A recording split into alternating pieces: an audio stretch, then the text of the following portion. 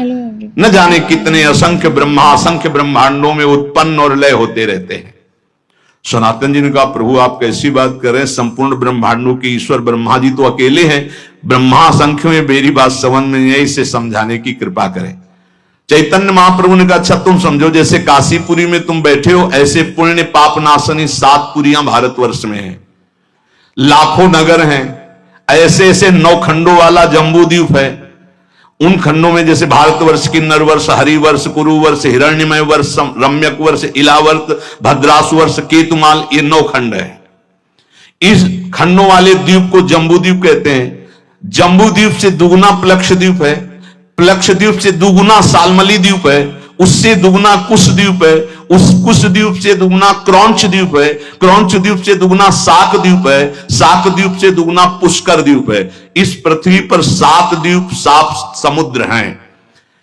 कलयुग वाले पुरुष पूरे जम्बू द्वीप को ही देखने की सामर्थ्य नहीं रखते, फिर क्षीर समुद्र आदि, दधि समुद्र, घृत समुद्र, इनके समुद्र हैं। दूध के समुद्र, घी के समुद्र, दधी के समुद्र, मधु के समुद्र, तुम्हारी पहुंच नहीं है। अरे कहीं कहीं तो पानी नसीब में हो रहा है। जैसे तुम यहां पेट्रोल खरीदते हो, वहां पानी खरीदा जाता है, वहां कुएं से पेट्रोल। कैसा, अगर किसी को बताया जाए कि पानी की जगह तेल निकलता है, केरोसिन, पेट्रोल, डीजल, ये सब जमीन से ही तो निकलता है, तो अब आप पढ़े लिखे हो तो विश्वास मान सकते हो ना। नहीं, गांव में बताया जाए कि जैसे पानी वैसे, बोले ऐसे कैसे हो सकता है। एक समय बुजुर्ग लोग बैठ के बातें करते थे कि देखना आगे समय आएगा पानी बिकेगा, तो उनकी हंसी उड़ाई जाती थी कि पानी बिकेगा, बवाल। एक द्वीप के बाद एक द्वीप, उसमें समुद्र, तो जो क्षीर समुद्र, दधी समुद्र, घृत समुद्र, मधु समुद्र, यहां होते तो बढ़िया होता। नजदीक में घी के समुद्र में बाल्टी भर ली, पूड़ी बना ली आराम से, कोई ऐसे समुद्र हैं। एक एक द्वीप के बाद एक एक समुद्र। फिर जम्बू द्वीप सबसे छोटा है, पृथ्वी पर 7 द्वीप है, इसे सप्तद्वीपवती कहते हैं। और इससे आधे में सृष्टि ही नहीं है, आधे में है ये सृष्टि जो वर्णन की गई, आधे में है ही नहीं, घोर अंधकार। जब भगवान अर्जुन जी को ब्राह्मण के पुत्रों की खोज में, तो जल राशि को पार करके अंधकार, सुदर्शन चक्र उसके तेज में हो, फिर जब गए तो महातेजों में भूमा पुरुष का दर्शन हुआ ना, कैसे पार पाओगे। इसके बाद सबसे छोटा लोक है मृत्यु लोक, जितना वर्णन किया गया। इसी मृत्यु लोक में जहां पहुंच नहीं है, 4 लाख योजन का एक पर्वत है जो सोने का है, बहुत छोटा लोक है पृथ्वी। इससे बड़ा लोक है ऊपर, भुवा, भुवरलोक, स्वर्गलोक, महारलोक, जनलोक, तपलोक, ब्रह्मलोक। इसके नीचे लोक है तल लोक, अतल लोक, बीतल लोक, सुतल लोक, तलातल, पाताल, रसातल। ये 7 नीचे 7 ऊपर मृत्यु लोक के। इन प्रत्येक लोकों में छोटे छोटे लोक हैं। जैसे इस मृत्यु लोक में जम्बू द्वीप और अन्य द्वीपों की, और ये सप्त द्वीपमयी पृथ्वी में जितने में वास है दैवी संपदा के सिद्ध लोग, जहां कहीं कहीं जा सकते हैं। देखो हिमालय में है कुछ सीमा, उसके आगे आप नहीं जा सकते। ऐसी आधी भूमि पड़ी हुई है जो घोर अंधकारमयी है। और पूरे इस भूमंडल में अमेरिका और कितना सब ऐसे नहीं, ऐसे एक लोक है स्वर्ग, जो मृत्यु लोक से, पृथ्वी लोक से कई गुना बड़ा है। उसमें कई विभाग हैं, गंधर्व लोक, अप्सरा लोक, ये लोक, वो लोक। स्वर्ग में असंख्य ऐसे लोक हैं। जैसे अपने गणना लगावे तो बोले अमुक देश, अमुक देश, अमुक देश, ऐसे लोक हैं स्वर्ग लोक में। ये जो रात्रि में तुम्हें तारे दिखाई दे रहे हैं, ये सब लोक का प्रकाश है। लोक हैं, बहुत बड़े बड़े ये तारे हैं, बस यहां से छोटे छोटे दिखाई देते हैं। ऐसे असंख्य तारे, वो असंख्य लोक स्वर्ग लोक में। अब इसके ऊपर जब बढ़े तो जनलोक, तपलोक, महारलोक, ये सब तो स्वर्गीय लोक में जैसे चंद्रलोक, सूर्यलोक, अग्निलोक, वायुलोक, ऐसे अलग अलग लोक बसे हुए हैं देवताओं। इतना विस्तार भगवान का है। ध्रुवलोक, असंख्य लोक, और सब अपने अपने प्रकाश से प्रकाशित। लाखों करोड़ों असंख्यों सूर्यों जैसा प्रकाश उन लोकों में हो रहा है, स्वाभाविक तेजोमय। उसे कहते हैं स्वर्गलोक। स्वर्ग के लोक के ऊपर जो है महारलोक, इसमें सब बड़े बड़े तपस्वी ब्रह्म महात्मा जो ब्रह्मानुभूति कर, कोई जनलोक में, कोई तपलोक में, कोई ब्रह्मलोक में, ऐसे नीचे के, और भी एक लोक तो बीच में है जिसका नाम नरक लोक है। ये नरक भी एक प्रकार का नहीं है, लाखों प्रकार के हैं। ऐसे 14 लोकों का तुम्हें वर्णन किया, इसे कहते हैं एक ब्रह्मांड। ऐसे भगवान के एक रूप में करोड़ों ब्रह्मांड श्री कृष्ण की समानता करेंगे। श्री कृष्ण ने ऐसा किया। ब्रह्मलोक सबसे ऊपर ब्रह्मा जी विराजमान है। ऐसे हर ब्रह्मांड, सबसे छोटा ब्रह्मांड ये, इससे बड़े ब्रह्मांड, इससे बड़े ब्रह्मा। जब विराट रूप दिखाया ना श्री कृष्ण ने, तब कांप पड़े अर्जुन, जिनको कहते थे अरे यार सखा कृष्ण, ऐसे शब्द उच्चारण करते थे, हमारे दोस्त हैं श्री कृष्ण। और जब विराट रूप दिखा, तुमादिदेवा पुरुषा पुराणा तुमस्य विश्वस्य परम निधानम वेत्तासि वेद्यम परमं च धामो त्वया ततं विश्वमनंत रूपम वायुर्मोऽग्निर्वरुणः शशांका प्रजापतिस्त्वं प्रपितामहश्च नमो नमस्तेस्तु शास्त्रकृतव्या पुनरश्च भूयोऽपि नमो नमस्ते। कांप रहे। अरे प्रभु आप कौन है? बोले मैं बड़ा हुआ काल हूं। थर थर कांप रहे, गांडीव धनुधारी अर्जुन। प्रभु अपने रूप का स्मरण करो, मेरी सामर्थ्य नहीं मैं देख लूं। ये है श्री कृष्ण, जिनको ललित त्रिभंगी केवल बंसी वाला समझते हो ना। ये बंसी वाला ऐसा नहीं, ये काल का भी काल है। बहुत कृपा है जो ऐसा ठाकुर हमारा है। ये कोई छाती ऐसे नहीं गरजती, ये हमारे जीवन धन, हमारे प्राण धन। जहां काम न चलता था तीर और कमानों से, विजय नटवर की होती है वहां बंसी की तानों से। गजब की बांसुरी बजती थी वृंदावन बसैया की, करूं तारीफ मुरली की या मुरलीधर कन्हैया की। ये कन्हैया ऐसा नहीं है अगासुर बकासुर को एक घूंसे में। आप ऐसे स्वामी के सेवक हैं, विश्वास कीजिए। ये केवल माखन मिश्री खाने वाला नहीं है, नहीं, ये जहर को भी बहुत आराम से पी करके पचा लेता है। पूतना के स्तन में लगा हुआ काली दह का भी, आग को भी पचा लेता है। स्वामियों का भी स्वामी है। जब ये समझ में आ जाएगा तुम किसके दास हो ना, तो कभी उदास नहीं होगे, छाती फूली घूमेगी, गर्भ में रहोगे। हम श्यामा श्याम के ऐसे खिलवाड़ मत समझो। अनंत ब्रह्मांडो जय श्री हरिवंश करत अपनोजस प्रगट अखिल ब्रह्मांडन। यही है जो अखिल ब्रह्मांडों के स्वामी हैं। तो आप समझ पाए सनातन जी, सबसे छोटा लोक ब्रह्मांड ये, और इसके स्वामी ब्रह्मा जी। ऐसे अनंत ब्रह्मांड, अनंत ब्रह्मा। प्रभु अब हमारी समझ में आ रहा है। पर ये आपने कहा ब्रह्मा जी को भी डर लगता है, तो ब्रह्मा जी को किससे डर लगता है? तो बोले ब्रह्मा जी की भी अपनी 100 आयु है, अपने वर्ष की 100 वर्ष की है ब्रह्मा जी की आयु। प्रभु ब्रह्मा जी की अपनी आयु का मतलब क्या है? क्या हमारे वर्ष से ब्रह्मा जी के वर्ष में अंतर है? प्रभु ने कहा अच्छा तुम हिसाब लगाओ। बहुत समय का वर्णन। जो किसी प्रकार ना दिखे, जिसके किसी तरह में विभाग ना हो, उसे अणु कहते हैं। जिसका विभाग न किया जा सके अणु कहते हैं। 2 परमाणुओं का एक अणु होता है, 3 अणुओं का एक त्रिश्रेणु होता है। त्रिश्रेणु झरोखे में जब सूर्य की किरणें आती है, जो छोटे छोटे उड़ते दिखाई देते हैं, उसे त्रिश्रेणु कहते हैं। वो इतना हल्का होता है कि कभी पृथ्वी में गिरता ही नहीं, वो उड़ता ही रहता है, वह घूमता रहता है, केवल सूर्य के झरोखे में दिखाई देता है। देखा होगा ऐसे छोटे छोटे कण। जितनी देर में 3 त्रिश्रेणु ऐसे, उसे त्रुटि कहते हैं। 1 2 3 जैसे त्रिश्रेणु हो, एक बिंदु एक बिंदु एक बिंदु, पहला वाला 2 को क्रॉस कर पावे थे, उसे त्रुटि समय को कहते हैं। ऐसी 300 त्रुटियों का एक बोध होता है, और 3 बोध का एक लव समय माना गया है, और 3 लव का एक निमेष, निमेष कहते पलक झपकने को। ये लव के 3 जोड़े जाए तब निमेष होता है।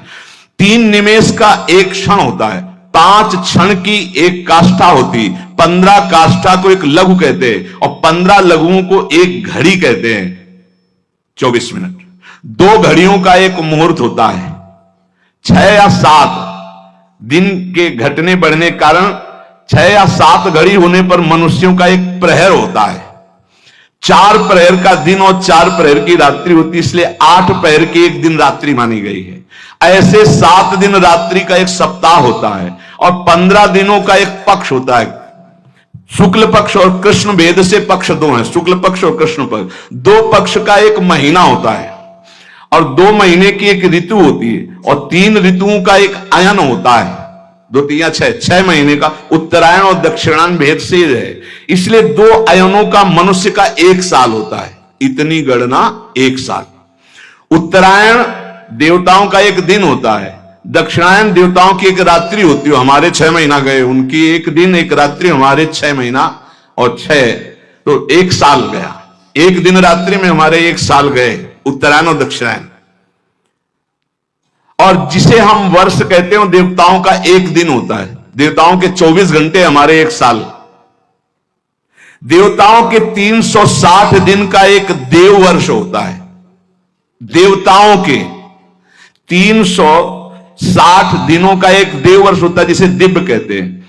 देवताओं के वर्षों से 4000 वर्ष का सतयुग होता है। देवताओं के वर्षों से 3000 वर्ष का त्रेता होता है, 2000 वर्ष का द्वापर, 1000 वर्ष का कलयुग। देवताओं के हिसाब से देवताओं का 1 दिन रात 24 घंटे और हमारे 1 साल, दक्षिणायन उत्तरायण मिला के, तो 1000 वर्ष कलयुग का। तो जब हमारे वर्षों में गणना की गई तो 4,32,000 वर्ष आए कलयुग के हमारे वर्षों में। ऐसे ये एक युग बीतने के पश्चात दूसरा युग तुरंत नहीं लगता, उसकी संधि को संध्यांश कहते हैं। वो भी समय होता है उसमें। जैसे सतयुग का 800 वर्ष का संध्यांश होगा, सतयुग, फिर 800 वर्ष कोई युग नहीं संध्यांश, फिर त्रेता युग लगेगा। त्रेता में 600 वर्ष का संध्यांश, द्वापर में 400 वर्ष का, कलयुग का 200 वर्ष का संध्यांश। चारों युगों को मिलाकर के एक चौकड़ी कहते हैं। देवताओं के 12,000 वर्ष की एक चौकड़ी होती, मनुष्य के 33,20,000 वर्ष, 33,20,000 वर्ष की एक चौकड़ी होती है। ऐसी चौकड़ी जब 71 बार बीत जाती तो मनु बदलते हैं। एक मनवंतर में इंद्र, मनु, सप्तऋषि ये बदल जाते हैं। क्या मतलब है, क्या समझो ये सृष्टि का। ऐसे 14 मनवंतर बीत जाते हैं तब ब्रह्मा जी का 1 दिन होता है। 14 बार मनु बदलते हैं, देवराजेंद्र, मनु, सप्तऋषि, 1 दिन में ब्रह्मा जी के 14 बार। 33,20,000 वर्ष की एक चौकड़ी। ऐसी 71 चौकड़ी जब बीतती है तब एक मनवंतर होता है। एक मनवंतर में एक मनु, सप्तऋषि, इंद्र ये बदल जाते हैं। ऐसे 14 मनवंतर व्यतीत होने पर ब्रह्मा जी का 1 दिन होता, 14 मनवंतर की एक रात्रि होती। एक मनवंतर 33,20,000 वर्ष की एक चौकड़ी, ऐसी 71, तब जाकर के एक मनवंतर व्यतीत। मतलब होगा क्या, मच्छर की तरह है अपने ब्रह्मा जी के सामने। उनमें एक दिन में 14 इंद्र, 14 मनु, 14 सप्तऋषि बदलते हैं ब्रह्मा जी के। वो दिन में काम करते हैं, उसे कल्प कहते हैं, और रात्रि में सोते हैं, उसमें सृष्टि का संहार होता है। इसे प्रलय करते हैं, महाप्रलय नहीं। रात्रि में सब सृष्टि का संहार करके सो जाते हैं। दिन फिर हुआ, फिर काम में लग गए, फिर सृष्टि नहीं रची गई, फिर शाम के विनाश कर दिया। ये लीला ब्रह्मा जी की 1 दिन में। तो 1 दिन का मतलब समझ दो कितना, 71 चौकड़ी के बाद एक मनवंतर में इंद्र, मनु, सप्तऋषि बदल जाते हैं। ऐसे 14 मनु, 14 इंद्र रोज बदलते हैं। ये दिन की लीला, और रात्रि में सब समाप्त करके सो गए। ऐसे ब्रह्मा जी के 100 वर्ष, ये 1 दिन का खेल है। ऐसे 100 वर्ष। जिस प्रकार दुकानदार दिन में दुकान फैलाता और रात्रि में समेट लेता, ऐसे रोज ब्रह्मा जी सृष्टि रचते हैं और रोज रात्रि के समेट लेते हैं। 360 दिन का ब्रह्मा जी का 1 वर्ष होता है, 360 दिन। ऐसे वर्ष में ब्रह्मा की आयु 100 वर्ष की है। कब ये जाएंगे ब्रह्मा जी, बहुत लंबा इनका। पर ये भी हर समय डरते रहते हैं, महाप्रलय के समय इनका भी लय हो जाएगा। ब्रह्मा जी भी महाप्रलय में, ब्रह्मा जी भी भगवान के शरीर में लीन हो जाते हैं, केवल भगवान विराजमान है। इसीलिए कहते पहले ही चलो भगवान के धाम। बोले जाना तो है भगवान के पास, लेकिन उस समय अज्ञान निद्रा में भगवान में रहेंगे। नहीं, ज्ञान से युक्त होकर भगवान में तो नित्य निरंतर धाम जाना। प्रलय है जहां, ना महाप्रलय है। ये बात सुनकर सनातन जी ने कहा, प्रभु आश्चर्य की बात, प्रभु फिर इस संसार से वैराग्य क्यों नहीं हो रहा लोगों को? बार बार जन्म मरण के ऐसे चक्र में, कभी इस लोक में, कभी उस लोक में, कभी इस योनि में, कभी उस योनि में। प्रभु अगर हिसाब लगाते तो हमारी 100 वर्ष की आई तो ब्रह्मा जी के एक लव के बराबर भी नहीं है, करोड़वें अंश के बराबर नहीं। और हम लोग कितना गर्व करते हैं 60-70 वर्ष जिएंगे। है क्या 60-70 वर्ष? जैसे हमारे सामने मच्छर हुआ मर गया, ऐसे ब्रह्मा जी के सामने मच्छर से भी कम आयु हमारी है।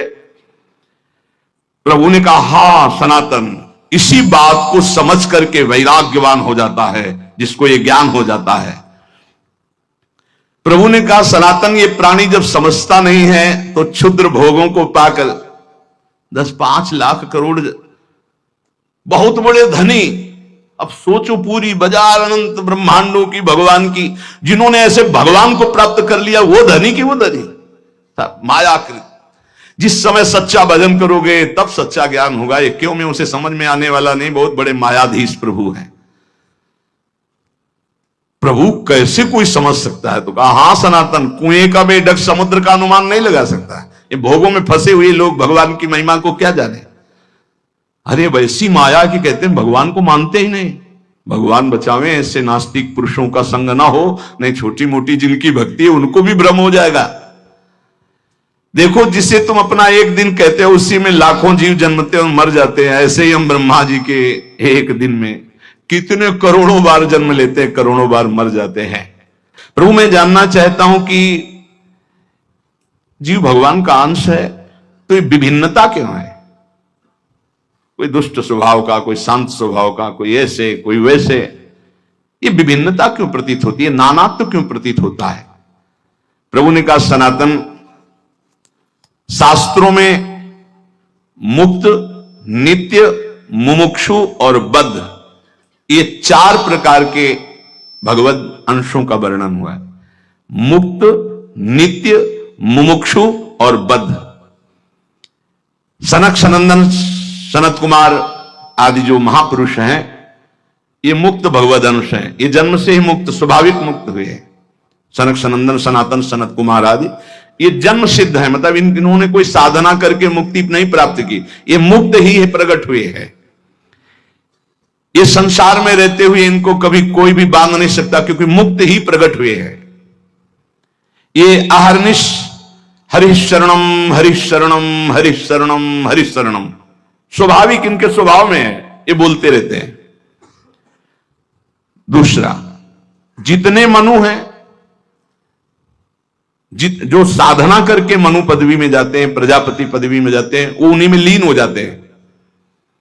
पर जो सृष्टि के प्रथम मनु, प्रजापति, इंद्र, सप्तऋषि, ये नित्य है, ये नित्य है। ये पद जो है प्रारंभ में जो इनमें बैठे वो नित्य है। सृष्टि बदलती जाएगी, सप्तऋषि पद, मनु पद, इंद्र पद, ये नित्य है।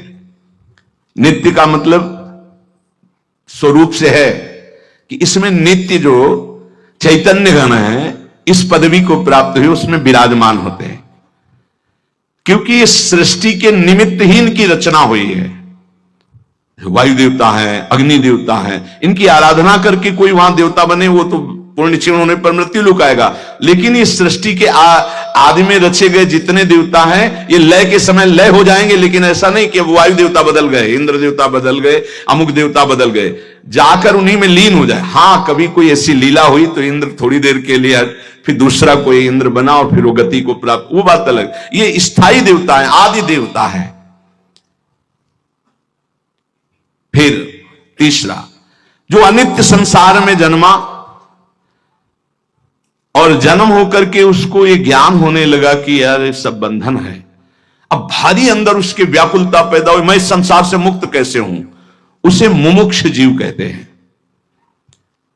प्रायः ऐसे मुमुक्ष बहुत कम होते हैं जो संसार से मुक्त होना चाहते हैं। 2-4 माला करना, आरती करना, भगवान कृपा करे, तन मन धन सब बढ़े, खूब स्वस्थ रहे, भोग भोगे, ऐसे। लेकिन मैं मुक्त होना चाहता हूं इस संसार से। तो भगवान शंकराचार्य जी ने कहा हजारों जन्मों की साधना के बाद किसी को आता मैं मुक्त होना चाहता हूं, और संत के संग से एक क्षण में आ जाएगा, एक क्षण में आ सकता है। इसीलिए तात स्वर्ग अपवर्ग सुख धरी तुलाए कंग, तूलन ताय सकल मिली जो सुख लव सत्संग। ये मुमुक्षु जन। और जो भोगों में ही केवल सुख है मानकर भोगते रहते हैं, वो जन्मते रहते हैं, मरते रहते हैं, जन्मते रहते हैं, मरते रहते हैं, उनकी एक क्रिया चलती रहती है। बद्ध जीव है, मुक्त जीव, नित्य जीव, मुमुक्षु जीव और बद्ध जीव। बद्ध जीव बहुतायत है, बहुतायत है। मुमुक्षु गिने जा सकते हैं, बद्ध जीव तो वैसे जैसे लोगों का होता है कि इस समय सृष्टि बहुत बढ़ रही, कहां से आ रहे हैं ये जीव? जो दीमक योनि में है, एक बीते में लाखों हैं। अब उनको मनुष्य योग नियंत्रण मिलेगी तो एक नगर बस जाएगा कि नहीं बस जाएगा? तो योनियों का परिवर्तन होता रहता है। अल्पज्ञ जीव क्या प्रश्न करते रहते हैं कि अब तो बहुत सृष्टि बढ़ रही, कहां से आते हैं? तो तुम जानते हो, सूक्ष्मदर्शी से देखो, इतने छोटे छोटे कीड़े, अब उनको मनुष्य बनाया गया जो एक बीते में लाखों की संख्या में रह रहे थे। वो जब एक नगर में रहेंगे ना तो पूरा नगर बस जाएगा लाखों का। अब अल्पज्ञ जीव को कैसे समझाए? ये जो बद्ध जीव हैं, पुनरपि जननम पुनरपि मरणम पुनरपि जननी जठरे सैनम। शास्त्रों में जीवों की 84 लाख योनियां बताई गई हैं। भगवत चरणारविंद से विमुख जो है, ये भोगों में रत बार बार जन्मते मरते रहते हैं, विविध योनियों में जाते हैं, चिरकाल तक सृष्टि में भटकते रहते हैं। मायापति की माया ने सबको बांध रखा है। कभी उनको ऐसा सौभाग्य मिला कि साधु संग मिला तो मुमुक्षुता जागृत। जब द्रवहि दीन दयालु राघव तो साधु संगति पाइए। ये बात आप बैठा लीजिए कि बहुत कृपा पात्र हैं अपने लोग जो रोज चर्चा करें, कथन और श्रवण का प्रभु सौभाग्य दिए हैं। सनातन जी ने पूछा, प्रभु माया से छुटकारा कैसे मिलेगा? जीव जब माया के अधीन घूमता ही रहता है तो उसके निस्तार का उपाय क्या है? प्रभु ने कहा, एक उपाय है, जब किसी महापुरुष के वचनों को कोई मानने लगता है, उनका संग मिलता है, तब वो मायापति भगवान की शरण में चला जाता है और उसकी माया से मुक्ति मिल जाती है। सनातन ने पूछा, प्रभु मायापति भगवान की शरण का मतलब क्या है, कैसे प्राप्त होती है? प्रभु ने कहा, भाई इसमें तो मुख्य केवल भगवान की कृपा ही है कि कोई भगवत प्रेमी महासंगस तो दुर्लभ हो, लेकिन बिनु हरि कृपा मिले नहीं संता। भगवान की कृपा से देखो, जीव के कल्याण का प्रारंभ और पूर्णता संतों से ही होती है। अगर सत्संग मिल गया तो समझो बाजी बाहर गए, भगवान आप पर बहुत कृपालु हैं। अगर संतों के प्रतिभाव बन जाए, कभी कभी हवा चलती है, कभी दक्षिण की, कभी वाम की, कभी उत्तर की, कभी पूर्वाई की, चारों दिशाओं की चलती है। तो जैसे अनुकूल हवा चल जाए तो फिर सबको आनंद आने लगता है। वैसे अनुकूल सी हवा चल गई प्रियाजू की, राधा राधा राधा राधा, निकल चलो, हवा बढ़िया है। नाव में अगर अनुकूल हवा मिल जाए, खेवैया चतुर हो तो देर न लगे पार हो जाए। तो खेवैया है प्रिया प्रीतम, नाम रूपी नौका आप अपने सब बैठे हैं और भगवान की अनुग्रह रूपी हवा चल रही, निकल चलो, बढ़िया अवसर है। जब किसी पर भगवान की कृपा होती तो उसकी पहचान क्या होती? बोले, उसे संतों की बात पर विश्वास होने लगता है और शास्त्र की कृपा उसके ऊपर बरसने लगती है। शास्त्र स्वाध्याय करने का मन होता है और फिर वो भगवान की कृपा मनाता है कि संत मिल गए, शास्त्र स्वाध्याय में रुचि हुई, नाम जप होने लगा। प्रभु आपकी बड़ी कृपा, वैसी कृपा कर दो कि हृदय निर्मल हो जाए, ये काम क्रोध लोभ मोह प्रभु आपसे विमुख, वो प्रार्थनाएं करने लगता है। बिल्कुल ऐसा ही है, एकांतिक में दृश्य आते हैं, प्रार्थना शुरू हो जाती है। सनातन ने कहा, प्रभु मैं जानना चाहता हूं कि जीव प्रभु से विमुख होकर क्यों योनियों में भटकता है? पृथ्वी में तो हमने ऐसे वैभव भोग ऐश्वर्य देखे सब, पर प्रभु किसी में शांति नहीं, दुख ही दुख है। स्वर्गलोक में भी तो नाम मात्र का केवल दिखावटी सुख है, बाद में फिर मृत्यु लोक। प्रभु अंतिम शांति कहां जाकर मिलती है? प्रभु ने कहा, सनातन चींटी से लेकर ब्रह्मा तक सब मायाबद्ध है, माया में बंधे। स्वर्ग क्या ब्रह्मलोक तक शांति नहीं, परम शांति तो प्रभु श्री कृष्ण के चरणों के चिंतन में, नाम कीर्तन में, नाम जप में है। किसमें परम शांति है? प्रभु श्री कृष्ण के चरणों के चिंतन में, नाम जप में, नाम कीर्तन में।